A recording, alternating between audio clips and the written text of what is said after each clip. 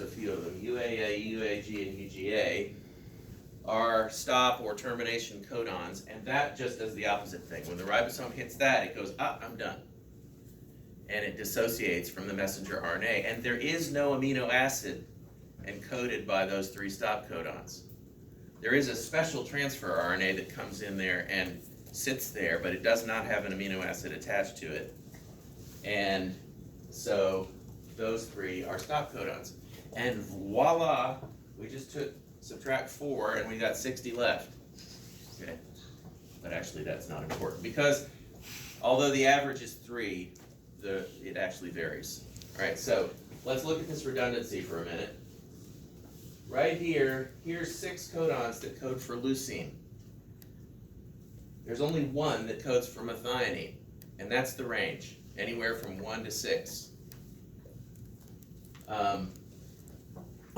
Okay, does all that make sense? These are fundamentals that you need to understand. All right. We will see at the end of either this chapter or chapter 2, I can't remember, that there's actually one more thing I need to point out on this chart. Let's look at leucine again. Leucine has 6. 4 of those start with Cu. So what does that mean? It means that if you have Cu anything, you're going to make leucine.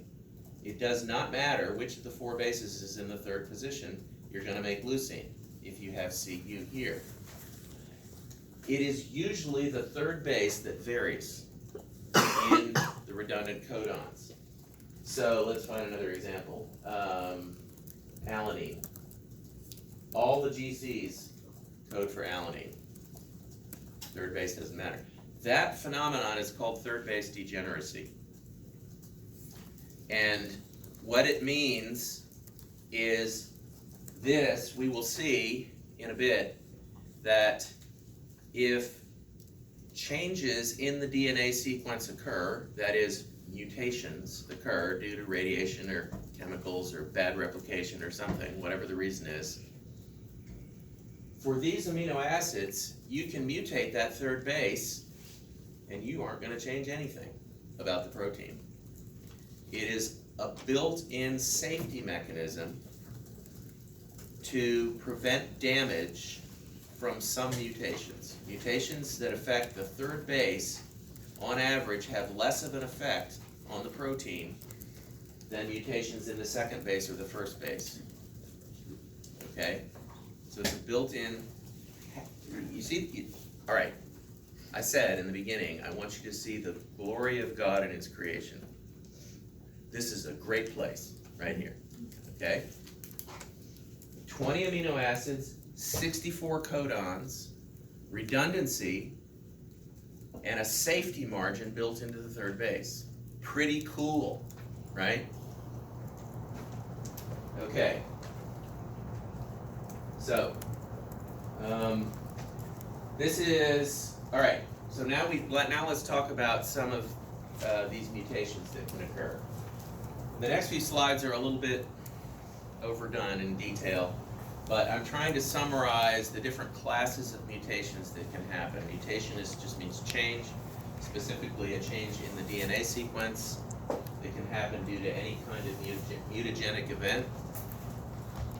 More on those in a much later chapter. So let's look at some of these. Again, the book is using a real-life example here. All right. So in this first example, we have a gene that encodes an enzyme, a metabolic enzyme called phenylalanine hydroxylase, or PAH. And here is supposed to be ATG. See how they're showing it right on the end, which isn't real? Okay. But there it is, right? That's supposed to be ATG. So you change the A to a G and change this entire base pair, and that becomes a GC pair instead of an AT pair. What does that do? That means the RNA now has a GUG here when it gets transcribed instead of an AUG. And there's no start codon now. Okay? So you get nothing if you change that particular base. So that's a really damaging mutation, and it is a real life mutation too that can cause disease, which is why they're using it. Here's another example. This leads to no protein, but here's a different mutation in the same gene that can lead to a protein, but it's mutated. How does that work? Well, we change this CG base pair to a TA base pair. And that happens to be in the 408th codon of this gene. And the result is that you now have a U here instead of a G. No, instead of a C. Okay. What does that do? Well, if you go back to the chart, this was supposed to be, let's see, this was supposed to be a CGG, okay? What does CGG code for? Well, let's find out. CGG, arginine, all right? Codes for the amino acid arginine. But when you change this to a U instead, now you get a tryptophan instead of an arginine there. Okay, so what has this single base mutation done? It has altered one of the amino acids in this protein from arginine to tryptophan. Now you might logically say, well, is that a big deal? You know, this protein has at least 400 amino acids in it. Does it matter if you change one? The answer is, in this case, yes. In general, it might or might not matter. Okay? When does it matter? When does it not? Well, for one thing, we'll see later that the 20 amino acids fall into different categories chemically. Arginine is a charged amino acid. It has a plus charge on it. Tryptophan does not. It's an uncharged amino acid. And so you are changing that from a charged amino acid to an uncharged amino acid, and very often in a protein that's important. All right? And if you remember, enzymes have active sites in them, you know, places where they bind to their substrates, okay?